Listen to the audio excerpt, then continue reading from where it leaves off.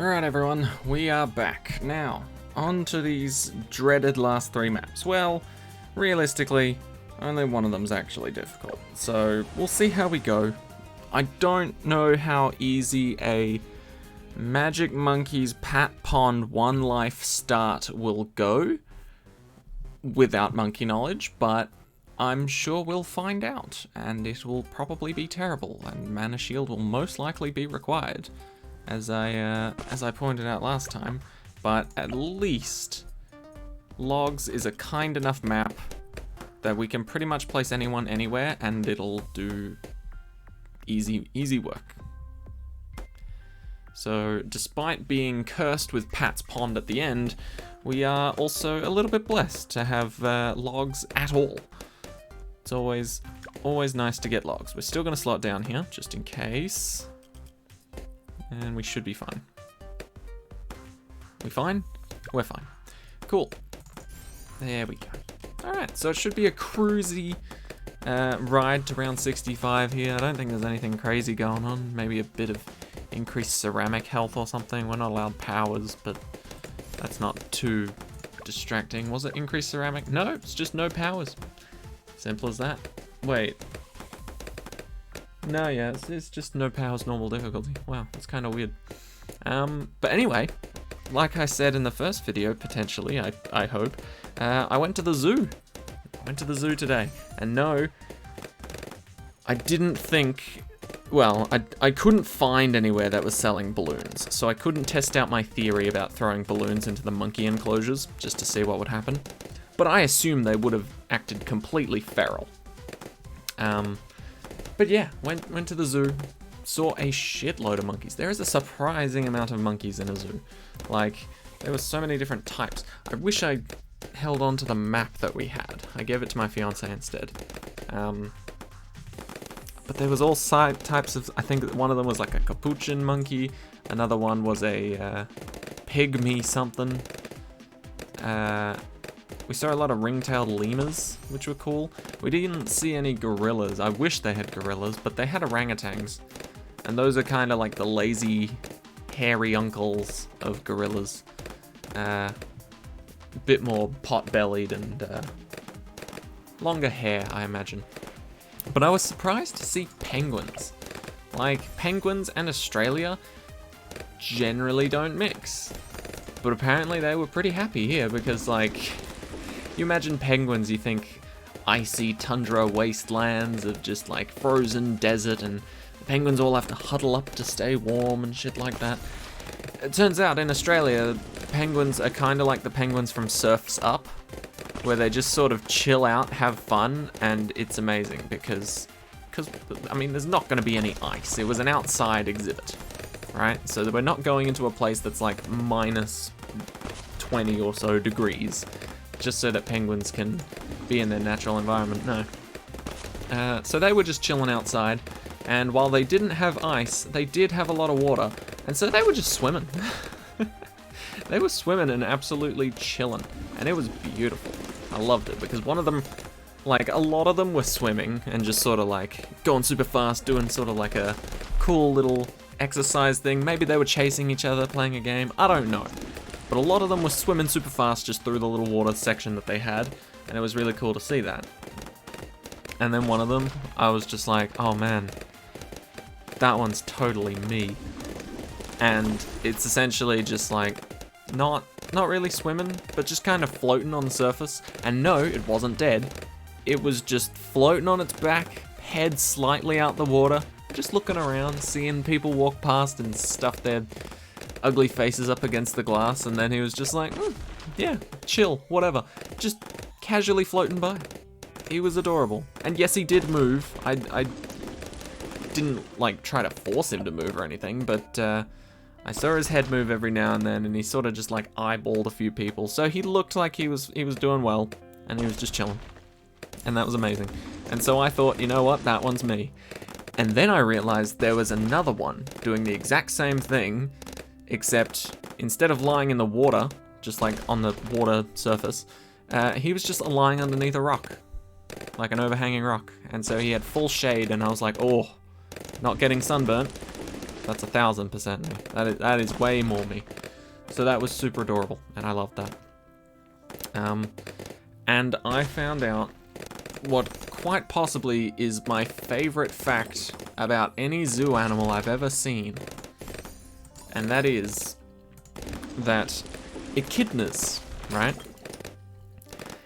We walked into their sort of enclosure, their little area thing, and honestly, not really much to see.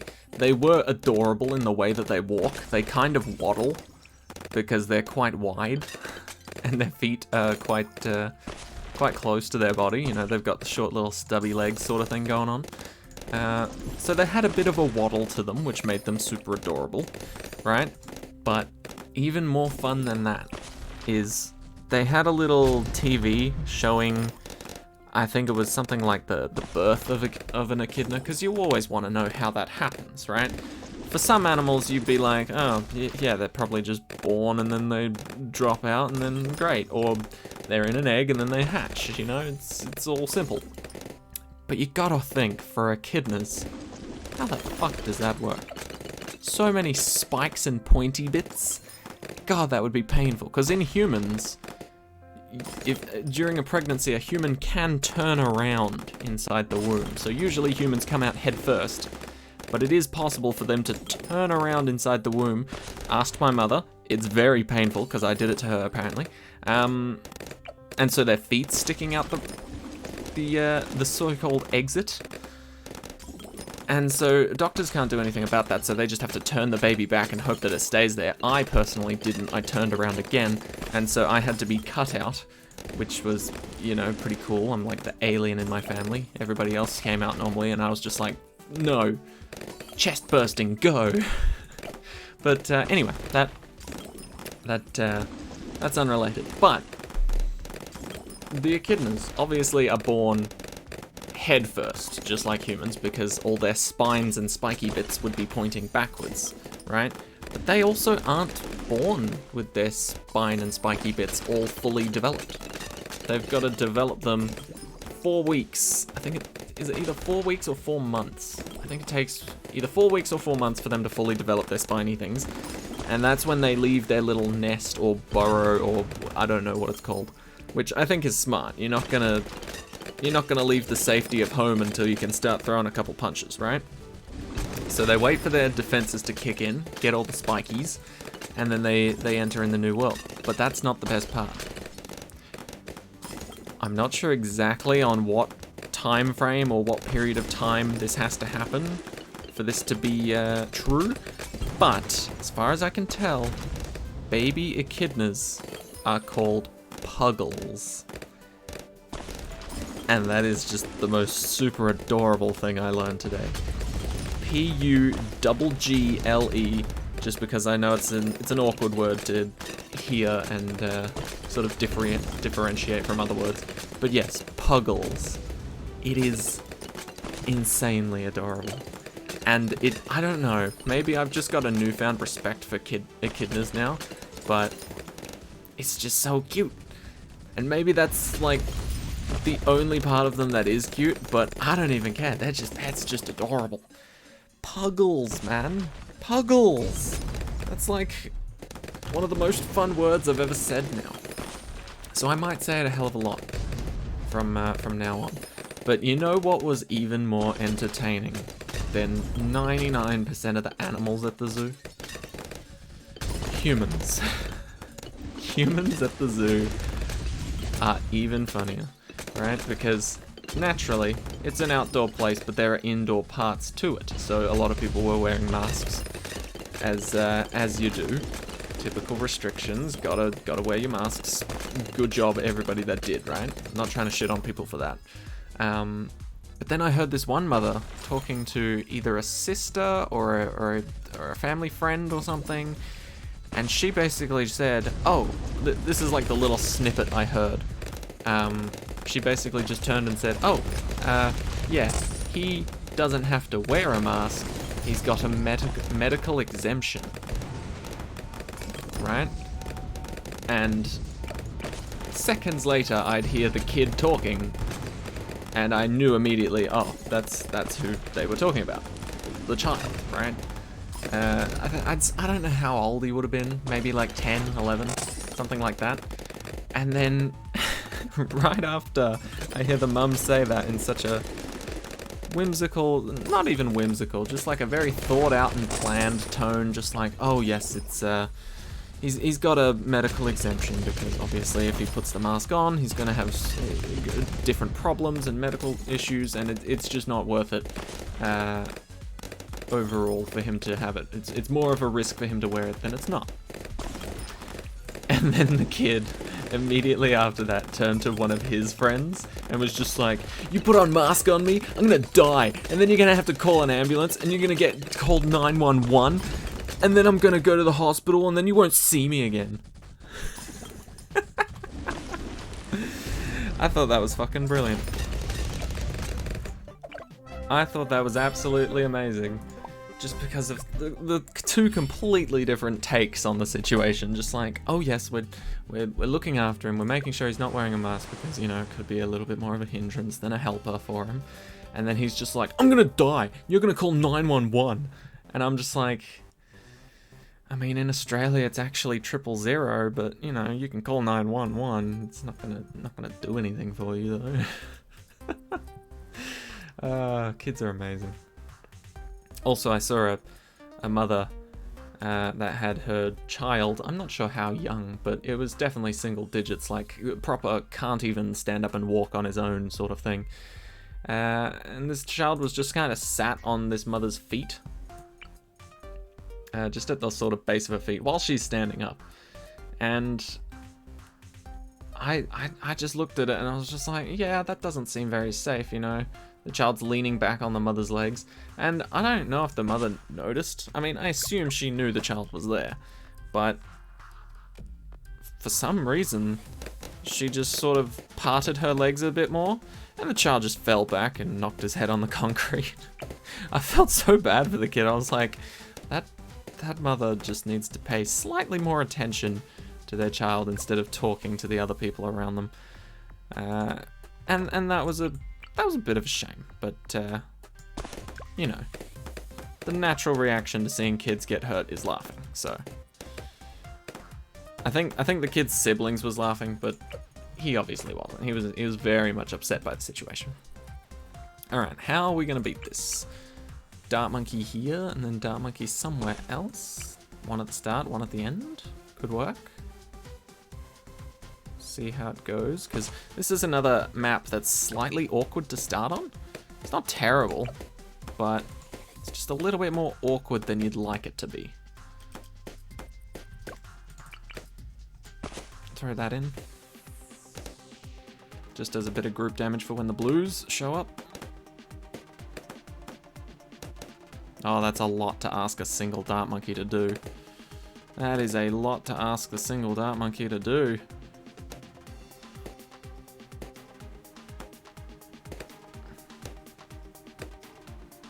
Oh, okay. Almost had it, almost had it. I wonder if there's a better boomerang spot. Maybe the boomerang's better at the end. Okay, let's try that.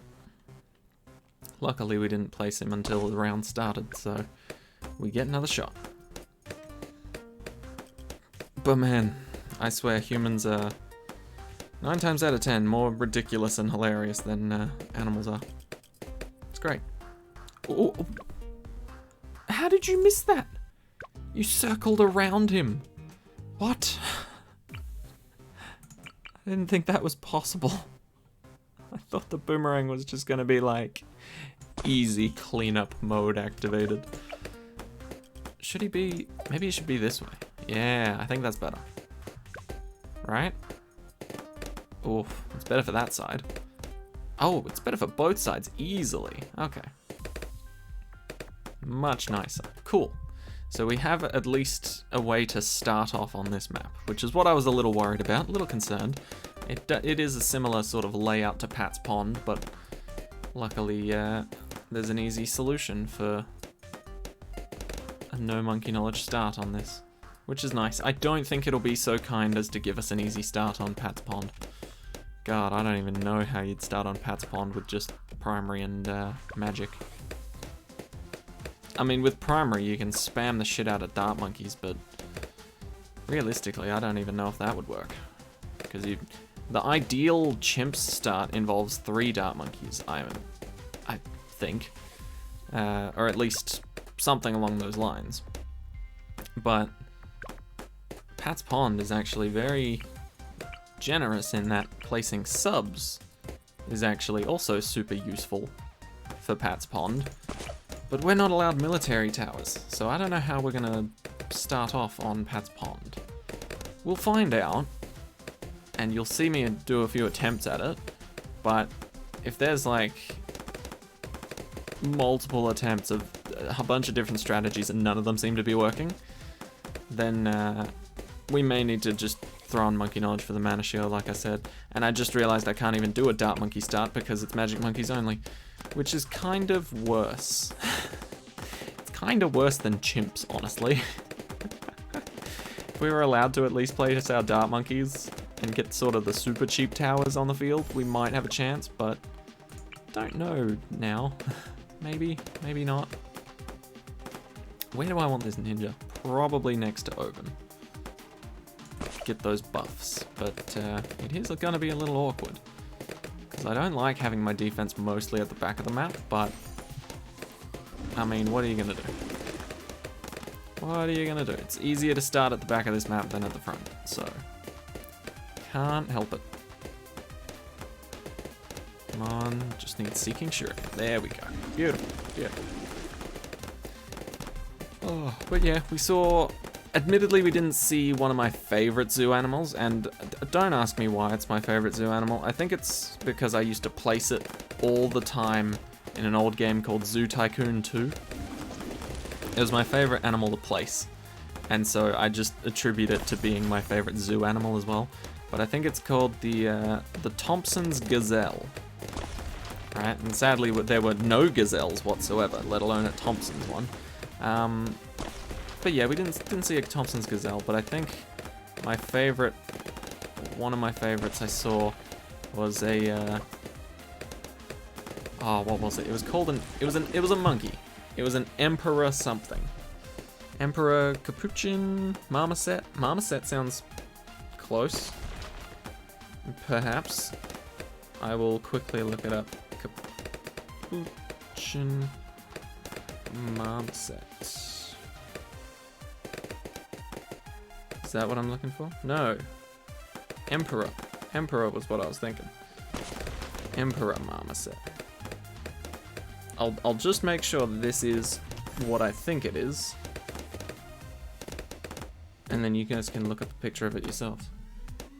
Oh no, it was not a marmoset, it was a tamarin. Look up an Emperor Tamarin monkey. The most wise motherfuckers you'll ever see in the primate community. At least I think they're in the primate community. Please don't hold me to that. I have not looked that up whatsoever. But they were by far my favorite little monkey friend at the zoo by far. So definitely have a look at them. They are super adorable, and they've got amazing facial hair. If the super adorable part hasn't got you hooked, perhaps the facial hair part will. But yeah, by far one of the best monkeys there was. Alright. I don't actually know if I want to buff these Boomerang and Dart Monkey, but screw it. They can join in. Maybe it'll be fun. Maybe it'll be fun. Honestly, I've been playing... Well, no, not recently, but... not recently as in consistently, but recently as in on the last stream that I did, which means I played it for like 2 hours. I've been playing BTD Battles 2. Not by choice. I'd just like to throw that out there. But they have upgraded it and changed it a bit here and there, so I wasn't fully asleep while trying to play it. But yeah, I've just placed like Oben, Ninja, and Alk, and I was just like, oh god, this isn't a good strategy. This isn't a good strategy. I'm gonna get run over by these balloons. And then I remembered that this is an amazing strategy, at least in this game. Battles 2, you try and pull this shit, dead. Absolutely dead. It's amazing how Battles 2 is just swarmed with the same meta. You know, like, 9 times out of 10 you're versing at someone, they will either put down boats and place destroyers, or they will put down dart monkeys and place the Hydra rocket pods. That's it. That's pretty much it. It's insane how good those strategies work well together. Especially if you're playing on the map Mayan. If you're playing on Mayan, you're gonna be seeing some dart monkey strategies for sure. No, not dart monkey, dartling gunners for sure. They absolutely destroy on that map, and I would know because they absolutely destroyed me with no second thought, really. Okay, stronger stim, and I will be happy. I won't be satisfied because having it this late in the map for when the first mob comes is always scary, but I think we might just be able to pop that first Moab. I'm also going to upgrade this boy, so he's at least a little bit faster. Oh, and we went to the gift shop. Weirdly enough, we went to the gift shop first. Like, we didn't buy anything. We just went to check it out to see, like, scope the place out, because we got there quite early. But yeah, we got there pretty much like an hour after it opened, which means instantly, because usually the pattern goes, you know, you arrive, you go explore, see a bunch of exhibits, have a bite to eat, maybe see a few more exhibits, and then you leave. On your way out, you go grab something from the gift shop and take it home with you, or something like that, right? That's usually how the average zoo visit goes, right? And so since we went in like an hour after it had opened and went straight to the gift shop, it was fucking empty. And I don't mean in terms of stock. There was no one in there. There was barely any staff in there. You know, they were just like, what the fuck are you doing here? You meant to go out and see all the fucking animals and shit first. But it was great. We scoped out a nice couple of things for us to buy later on, and surely enough we came back and they were still there, so it's not like they had run out of stock or anything, or we had cursed ourselves by looking early. No, we were pretty chill. I know my mum likes turtles, so I went in and got her a little turtle plushie wristband thing, which sounds weird, but I don't know if many of you will know about these, because I don't remember them lasting long in terms of like being a fad, or like a phase, but sort of wristbands that had metal inside but had rubber on the outside just to sort of protect you from them, and then you slap them on your arm and then they sort of curl up. Like, essentially the armband is flat and straight, or not flat, but it's got a bit of a curve to it, and it's straight, right? And then you slap it on your wrist, which sort of breaks the tension, and then it all sort of folds up and curls up on itself to wrap itself around your wrist. So you could look really cool where you just sort of slap it on your wrist and then it's like, well, bam, instant wristband. You know, you'd look pretty damn cool. I grew up finding out about them and absolutely adoring them, and breaking many of them. Definitely broke a lot of them. But I saw it today and it had a little turtle on it. And I was just like, oh, my mum would absolutely adore that, so I had to get it for her. She's got so many turtle pets. And by turtle, I mean plushies. Not any real turtles. She just loves turtles. So I got her one of those. And now she's actively wearing it on her arm the second I showed her it. But yeah, with this little turtle one, instead of it just being like a band and then a turtle just like attached onto it, the turtle's arms are actually the band, and so when you put it on, it's like the turtle's giving your wrist a little bit of a hug, and it's super adorable. I immediately thought of her. So I couldn't help myself, I had to get it. Okay, we're not doing terribly. Terribly. We're not doing horribly. Horribly. We're doing quite wellably. Okay. I still want something like a recursive cluster to hang out somewhere, just in case. Like, maybe one here, and then one down here. Not because I'm worried that we won't be able to beat it. In fact, it's the opposite. I'm worried we'll kick too much ass. So I'm putting these guys there to sort of absorb the kick-assery. You know, just so that these guys don't get too much of an inflated ego. You know, it's really important that monkeys don't get an inflated ego like that. Ooh. I also feel like there are a lot of liars that go and visit the zoo. Because admittedly, I don't know if this was a lie or not.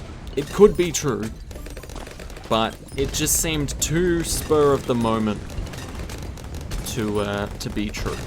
But essentially, we walked past the porcupines. Not echidnas, porcupines. Don't ask me the difference, because I got them confused many times today. But yeah, we walked past the porcupines, and sadly, we didn't really see them. You know, they had a little exhibit tag thing, you know, so it told you all about porcupines, but we couldn't actually see them in their little exhibit, and there was a little back area that they could access that you couldn't really see into, so we presumed they were hiding away in there. Right? But then, as we were sort of leaving that area and going to see something else, we hear a dad talk to his son, or talk to his kid. I don't know if it was his son, but I wasn't actively watching the conversation and stalking them. I just overheard it. But essentially, we walked away, and the dad just turned to his kid and goes, "Ah, yes, porcupines. They're naturally quite elusive. You know, they're really good at hiding. That's why you can't see them." And I was like, is that true? Are porcupines generally sneaky? Or maybe they just don't want to come out and you're full of shit, right? Now, don't get me wrong. I have not Googled any information around this. This could be 100% accurate. But it just sounded like a very convenient lie to tell a child to be like, oh, nothing there, move on. Rather than waste 10 minutes for them trying to, like, play Where's Wally and figure out where the fuck the porcupines have gone. Right? So it was a quick, oh, yeah, they're naturally pretty sneaky and hide away, so that's why you can't see them right now. They're just hidden. Right? And that just made me think I could easily tell lies like that in the future to my kids. And I had a conversation about this with my fiance, and she agreed. You know, we would just be like, oh, yeah, you know, giraffes. You see those long necks they have? See how they're straight most of the time? Yeah, in fact, giraffes' necks are so strong, they actually sleep on their heads. You know, they sort of do a bit of a handstand, and they sleep like that. And then we continued to think of other ways that we could just tell absolute horse shit to kids and see if they believe it. Right. This is the map. This is the exact reason why I think Mana Shield Monkey Knowledge is necessary for this Odyssey. Alright, because the only magic monkey I don't have equipped right now is the Druid. And the Druid probably also wouldn't be able to do this because it's too slow in terms of attack speed. It might have the popping power, but it's just too slow with how fast it throws. So, if we just place a ninja here. This is the terrifying part, because the only places where this double track path map crosses are at the start and the finish. So, if anything gets past this guy from this entrance, we're instantly dead. And then if, while he's handling this side comes through and starts wailing on him, then we're also dead. Just like that. One life gone because a single ninja was not able to beat round 3. Now that does not limit our options completely. We can still try other things. However, I feel like other things will not attack nearly as fast, or are, you know, specialized to not attack at all. So that's also out of the question. Surprisingly, we actually died over here, not over there. So yeah, Alchemist also won't work. And I would wager this is one of the better spots for this map. So let's try a Wizard. Glorified Dart Monkey. Has a little bit more PS though. And also a no. So it's looking like something needs to change in order for us to win. And Oban was the only hero that we were allowed to select, which we are $50 off of actually affording.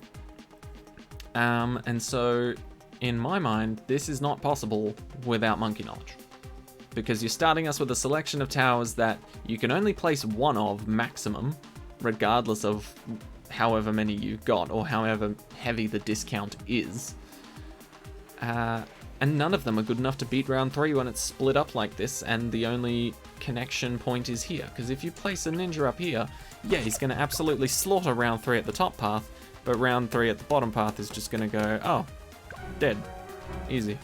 So, with that being said, I think Monkey Knowledge is forced here. However, if you are looking for the bare minimum, I would highly recommend this bad boy right here. Mana Shield. Gives you 25 extra lives for free, and if you manage to sort of catch up and beat the balloons after you've lost a few lives, they will recharge, which is beautiful. So, Mana Shield, I believe, requires minimum 9 points? No, 10 points. Minimum 10 points, right? Because you have to get 8 to buy... No, never mind, 9 points. You just need 9 Monkey Knowledge, and you can get Mana Shield, because you can go 1, 2, 3, 4. That unlocks this tier. 5, 6, and then you need 8 points, so, I don't know, 7, 8, and then 9. So, easy Manager Shield get. Admittedly, it will be a little bit costly, but like I said, you can just spam a bunch of beginner maps to get Monkey Knowledge. No, not Monkey Knowledge, Monkey Money. I guess, and Monkey Knowledge if you're still leveling them up. But that is what I would suggest. So, out of all of these Monkey Knowledge points, this one is probably the bare minimum you need to beat that map. But let's see how we go now that we do have our Monkey Knowledge turned on, alongside our lovely new Mana Shield upgrade. So as you can see, with all the Monkey Knowledge, you get a shit ton more cash. You can place Oban straight away. You get these little spikes here. You get the 25 Mana Shield there. All of these guys are a little bit cheaper than they normally are. Well, that's a lie. No, these are all the same. But at least Oban's slightly cheaper, right? And so, bare minimum, this is probably necessary. A little bit of extra sort of pizzazz and some spice. Get some pre-game prep. And even better, if you can start off with Oban, which means at least getting the 200 extra starting cash. You know, you don't have to get the discount on Oban, but the 200 extra or the discount would make you able to afford Oban straight away. Would also be very beneficial. So I'm going to place him here and let this sort of take its course. Because I guarantee we're still going to lose lives, despite me having a much bigger advantage now. Luckily, Oban is actually insanely good, especially when you can place him at round 3? Level 3. If you can also get that Monkey Knowledge, you'll be absolutely cruising. So we're going to have Oban there, Ninja Alk over here, and then we'll place a second Ninja Alk over this side, and that should pretty much destroy anything. You know, like, seriously. A single Ninja Alk, if there's one solid track the whole way through the game, easily place a Ninja Alk and win, right? But if there's multiple tracks, I mean, if you can get multiple sets of Ninja and Alchemist together, it'll certainly work well, but it's advised you just get one set because together is where they shine, and they cost quite a lot together, so it's ill-advised to just spam them, although it probably would work as a strategy, weirdly enough. Okay, so Oban can hold this side off on his own. Ninja will clean it up if he needs. But yeah, much nicer start with a little extra cash, a little extra lives, or some pre-game prep to just soak up some of the damage. so glad I managed to predict this, because if I had thought for even a split second that this was possible without monkey knowledge, like, if they had given me this without restricting us to magic monkeys only, I would have been here for hours and quite possibly days. Well, no. Days singular. Trying to figure out how to start on this map, but because it's magic monkeys only, I just immediately knew there was no shot. Absolutely no shot. Right, so we do want... Actually, it doesn't matter where we put the alchemist. I'd prefer him at the bottom so he can attack strays from Oben's side of things. But yeah, Oben can pop leads, so I'm not worried about the potion master having to do all the work. Okay, that's fine. Alchemist and ninja cleaning up nicely. Oh yeah. And Oben's essentially just a magical ninja.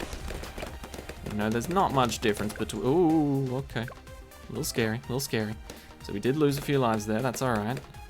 We could have saved that if we were a bit more cautious, probably with our brambles, but it is fine. Admittedly, our only camo detection at the moment is our ninja, and his little brambles ability. So we do need to be careful of that.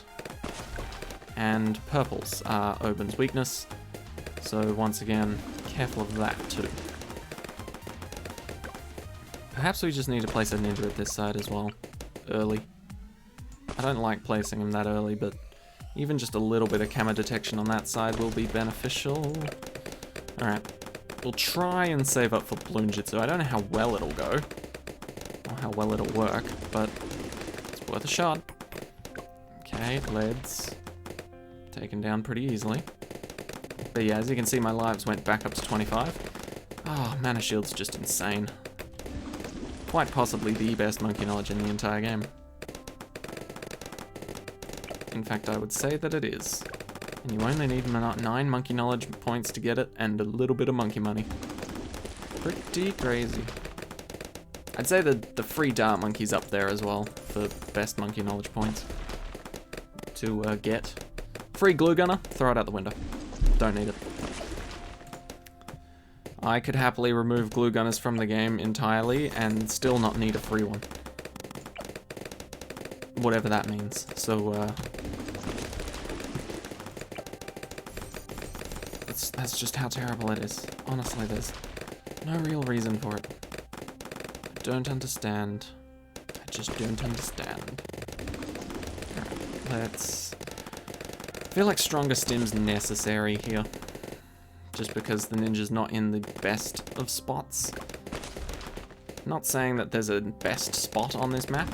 Best spot would probably be the water. But we have no water creatures, and because it's magic monkeys only, we can't put anything on the water because we don't have any ice. And we also don't have pontoons because the powers have been disabled. So Ninja Kiwi really wanted to make the water in this map utterly useless. In fact, I think I will place a wizard here.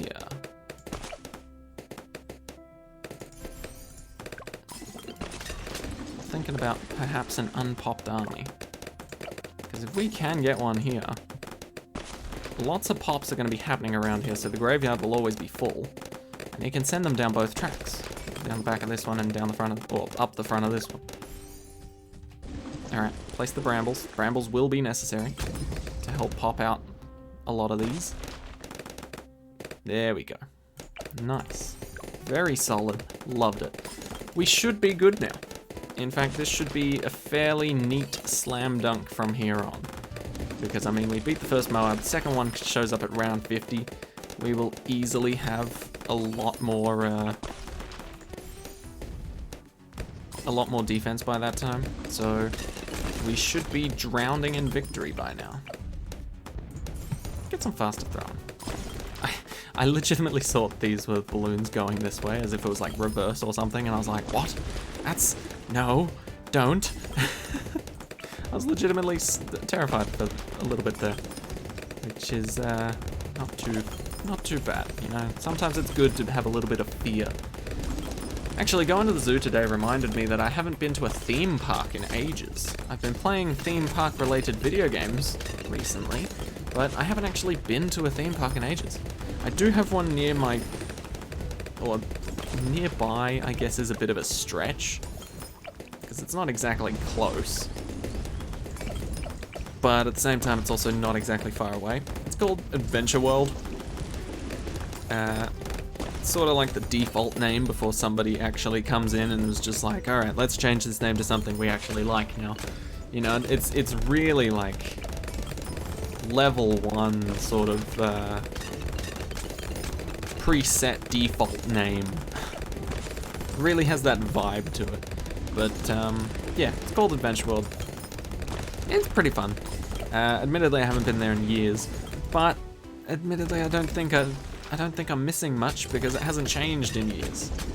Maybe they've added like a 1 or 2 extra water slides that I haven't been on, but meh, I don't really mind. The only thing about Adventure World is I feel like it was too small for the population around it being too large, which essentially meant that every single ride and all the lines for every single ride, by the way, you can remove these if you want,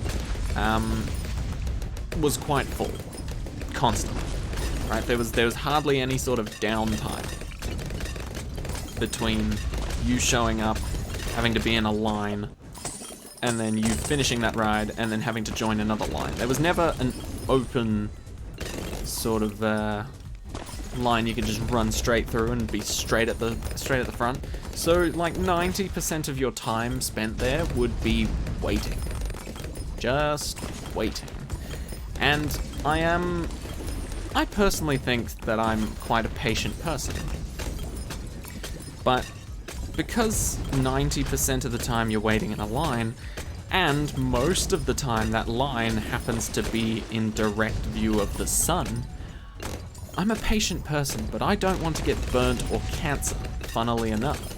So, I personally just don't really like going there anymore, unless the only time it's good is when school's on. If you can go while school's on, it's perfect. Like go on a weekday or something, parents are at work, kids are at school, lines are empty. It is beautiful. You can run straight through a water slide and then finish and run straight through it again without a doubt in my mind. But yeah, that's the only time it's good, so I might occasionally go back there at some point. Did we even place Oban on every map? Did we not? Wait, what? What map did we not place Oban on? That's weird. I could have sworn we would have placed Oban on every single map. Huh. Anyway, that was eco-friendly. Happy Earth Day, everybody. Look after the Earth a bit. Maybe turn off your technology for a little bit and go read a book or something.